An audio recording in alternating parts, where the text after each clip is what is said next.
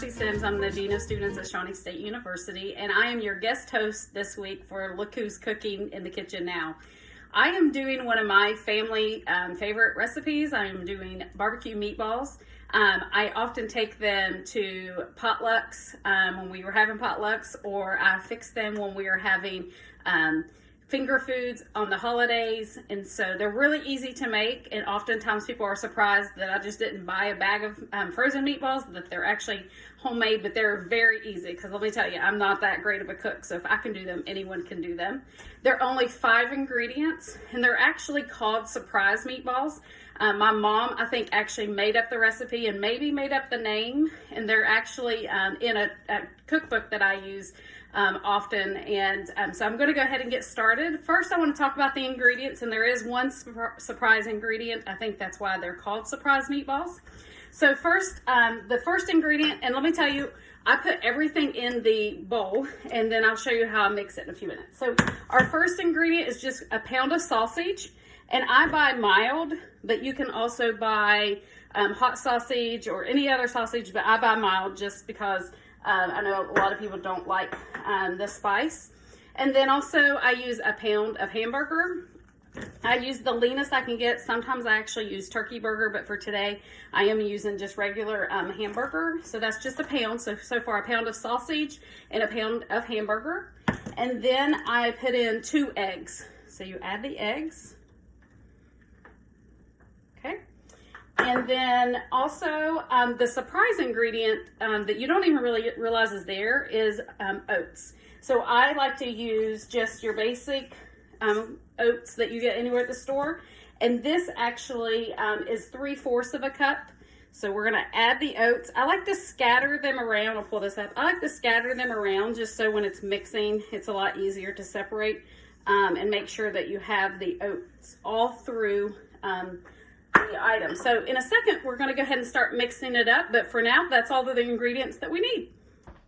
All right, we have all of our ingredients in the bowl now. I have washed my hands. Some people do not maybe want to mix it this way, but I find mixing with my hands actually allows me to really get the ingredients together.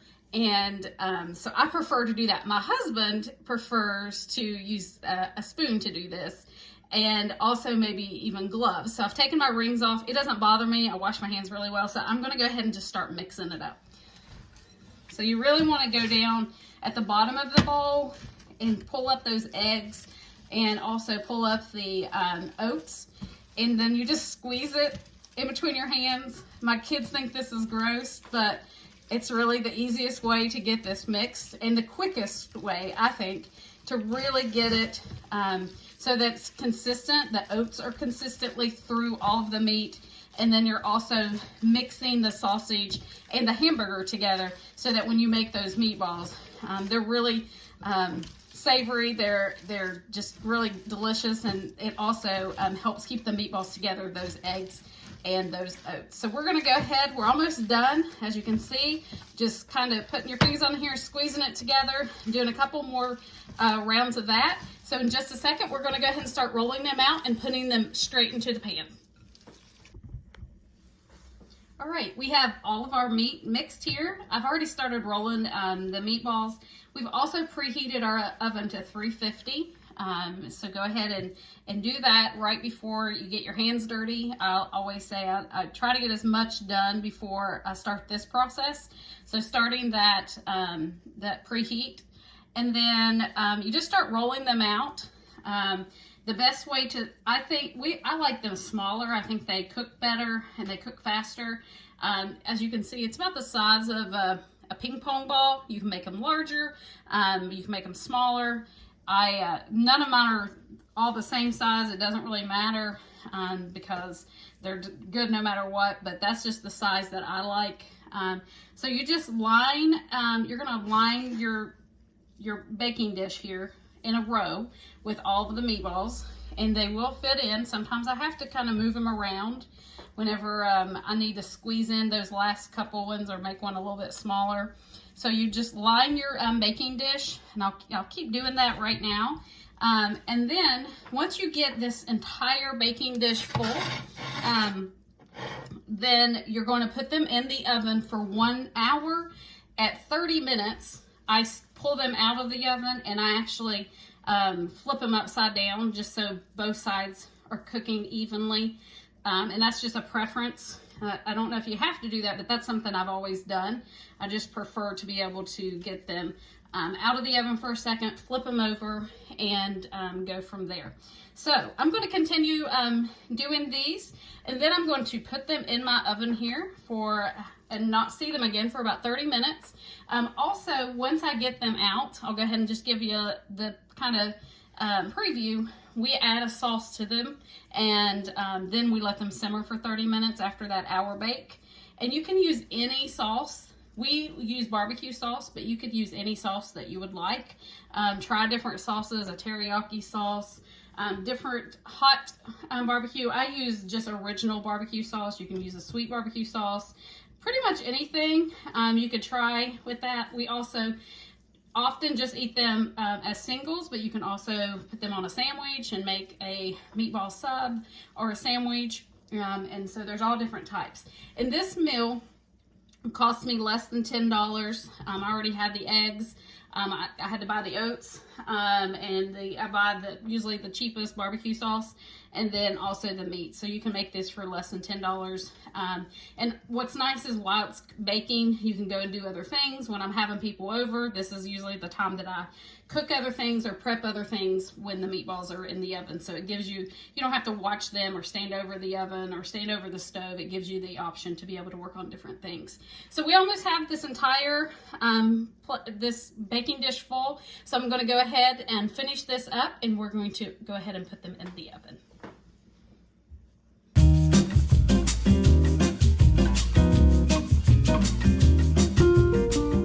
Okay, we've completed an hour of baking in the oven. And one thing I forgot to mention is I also drain the meatballs. If I use turkey burger, I typically don't need to, but if I use regular hamburger, then I do. So I just quickly did a drain. And so now all we do is we pour an entire bottle of barbecue sauce on them. Just like this. Doesn't matter if it's messy. Doesn't matter because they're going to soak it up and they're going to move around. So that's the bottle. And then I take the spoon and I just kind of work it around. Try to be a little bit careful, that way your meatballs are staying together. And I toss them around in that barbecue sauce. Again, you can use any sauce. We just like to use the barbecue sauce. It gives it a really good flavor, and it's filling. So we now toss it back into the oven, let it simmer for about 30 minutes. If I'm taking it to a potluck, and sometimes even if I'm having someone over, I actually just toss it into our crock pot, put it on simmer, and allow it just to rest. It's really nice when you are taking something to work and you fix them in the morning, and then you just put them in the crock pot and let it simmer all day until it's time to cook, or time to eat, sorry. So that's it for now. We're gonna go ahead and put them back in the oven and let them simmer, and then they'll be ready to go. Okay, we've allowed our meatballs to simmer in the barbecue sauce for about 30 minutes. We just took them out, so gave them a few seconds to cool.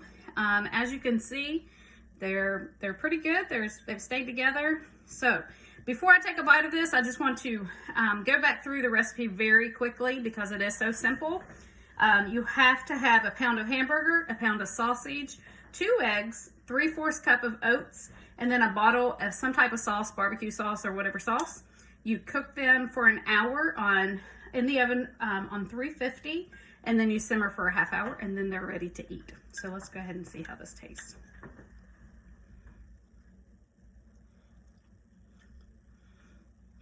Pretty good. They always taste good. It's one of my favorite things. So hopefully you've learned a little something and you have a new dish that you can take, and we will see you again next Wednesday.